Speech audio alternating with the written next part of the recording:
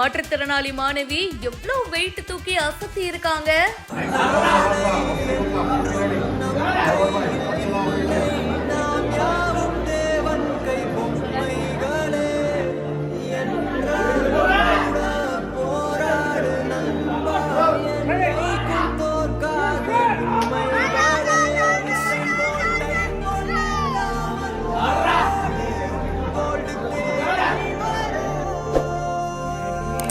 உலக strength lifting போட்டியில தங்கம் வென்ற சாதனை.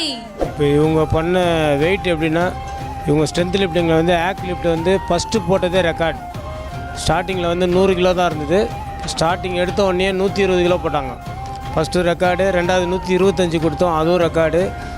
தேர்டு கால் வந்து 135 போட்டாங்க, அதுவும் ரெக்கார்டு.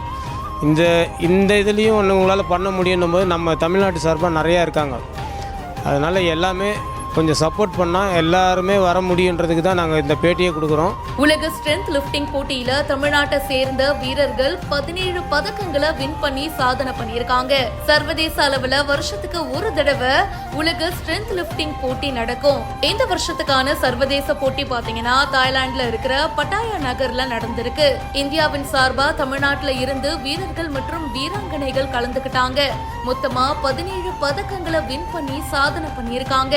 பாப்பா பேர் வந்து பார்த்தீங்கன்னா பிரீத்தி சிவான்னு சொல்லிட்டு. பாப்பாவால் காது கேட்க முடியாது, வாய் பேச வராது. இருந்தாலும் வந்து பார்த்திங்கன்னா இப்போ நடந்த தாய்லாந்து பட்டாயாவில் நடந்த சர்வதேச போட்டியில் 3 தங்கம், 1 பிரான்ஸ் மெடல் பண்ணியிருக்காங்க. ஸோ இது என்ன ஸ்பெஷல் அப்படின்னு பார்த்தீங்க அப்படின்னா, பாப்பாவால் முடியாத இந்த நிலைமையிலையும் நல்லா இருக்க பிள்ளைகளோடு சேர்ந்து விளையாடி ஜெயிச்சிருக்காங்க. அதுதான் ஒரு பெரிய சாதனை. ஸோ இந்த மாதிரி தமிழ்நாட்டில் நிறைய பிள்ளைகள் இருக்காங்க. ஸோ நிறைய பேர் ஸ்போர்ட்ஸுக்கு வரதுக்கு தயாராக இருக்காங்க. ஆனால் அதுக்கான அங்கீகாரம் வந்து கவர்மெண்ட் கொடுக்கணும்.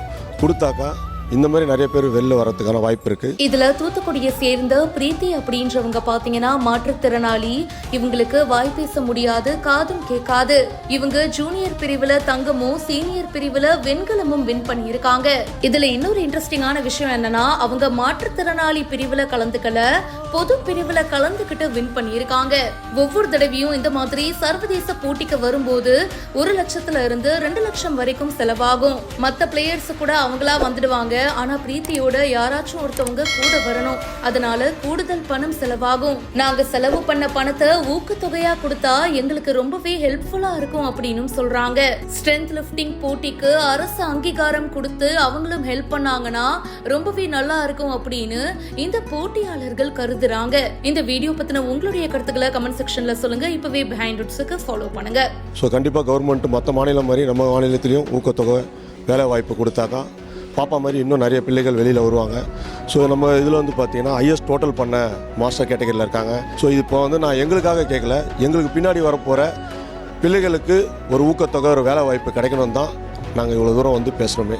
ஸோ இதுக்கு கவர்மெண்ட் வந்து சப்போர்ட் பண்ணணும்னு நாங்கள் கேட்டுக்கிறோம்.